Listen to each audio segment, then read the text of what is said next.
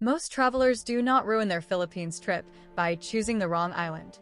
They ruin it by moving too fast. They pick the wrong month. They book tight transfers. And they underestimate how much time it takes to move through an island country.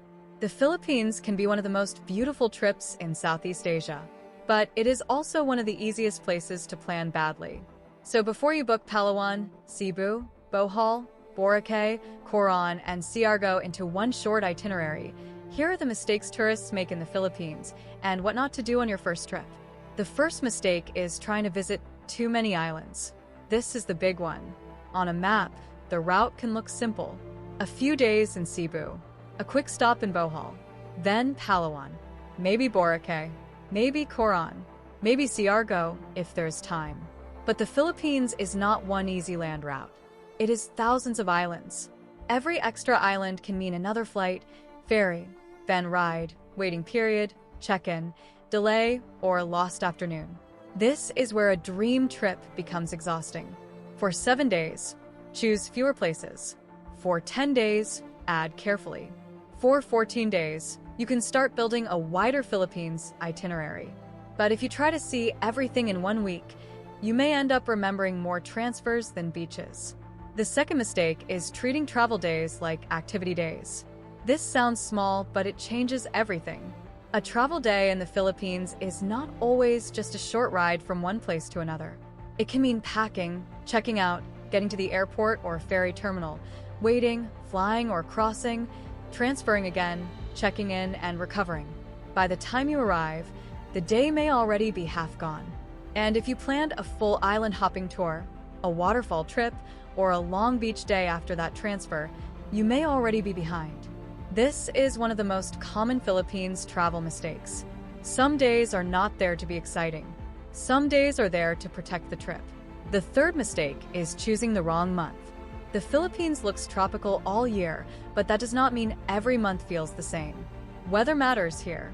Rainy season, typhoon risk, rougher seas, and cloudy days can affect beaches, boats, ferries, and island hopping.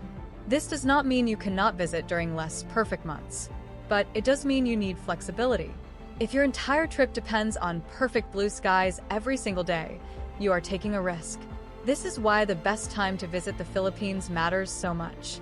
The same itinerary can feel completely different depending on the month. The fourth mistake is booking tight connections between islands. This is where many trips quietly fall apart. A short connection may look fine online, but in reality, one delay can affect the whole day. A late flight can make you miss a ferry. A slow transfer can make you arrive after dark. Bad weather can change boat plans. And suddenly, the itinerary that looked efficient becomes stressful. In the Philippines, tight connections are not smart planning. They are pressure points. Give yourself space, especially when moving between places like Cebu, Bohol, Palawan, El Nido, Boracay, or Coron.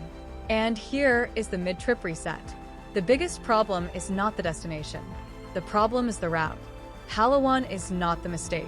Cebu is not the mistake. Bohol, Boracay, Coron, and Siargao are not the mistake. The mistake is forcing too many amazing places into a route that does not have enough time to breathe. The fifth mistake is only chasing famous places. Most travelers hear about Palawan, El Nido, Cebu, Boracay, and Coron, and they want all of them. That is understandable. They are famous for a reason. But famous does not always mean practical for one trip. El Nido may be the dream. Cebu may be the adventure. Bohol may be the balance. Boracay may be the easy beach escape. Coron may be the dramatic island hopping destination. Siargao may be the relaxed island atmosphere. But if you combine them badly, the trip becomes messy. A good Philippines travel guide is not just about the best places to visit in the Philippines. It is about which places work together. The sixth mistake is underestimating transport. Domestic flights, ferries, vans, tricycles, boats, waiting time, and weather can all shape the trip. Sometimes the distance is not the issue. The connection is. Two places can look close on a map, but still take much longer than expected. This is especially important on a first trip to the Philippines. You want the route to feel smooth, not like a constant race. because even paradise feels less magical when you are tired, rushed, and always checking the next transfer. The seventh mistake is planning everything around beaches. The beaches are a huge part of the Philippines. But if every day depends on perfect beach weather, the trip becomes fragile. A better plan includes flexibility. Mix beach days with towns, viewpoints, cafes, local food, short walks, waterfalls, or relaxed recovery time.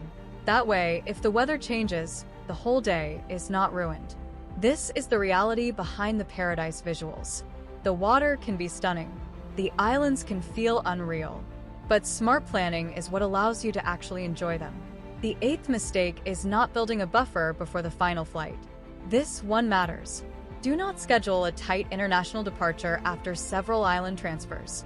If you're coming from El Nido, Coron, Boracay, Bohol, or another island area, give yourself breathing room.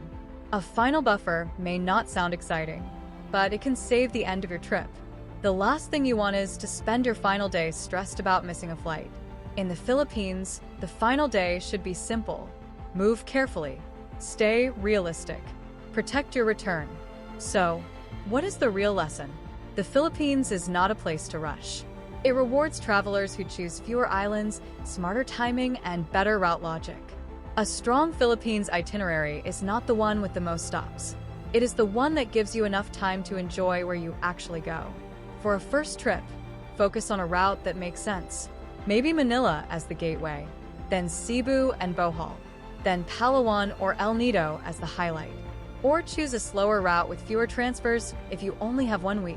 Because the best Philippines trip is not about collecting islands. It is about experiencing them properly. If you want a simple route that avoids these mistakes, watch the 7-day Philippines itinerary next, because the way you move between the islands can completely change the trip.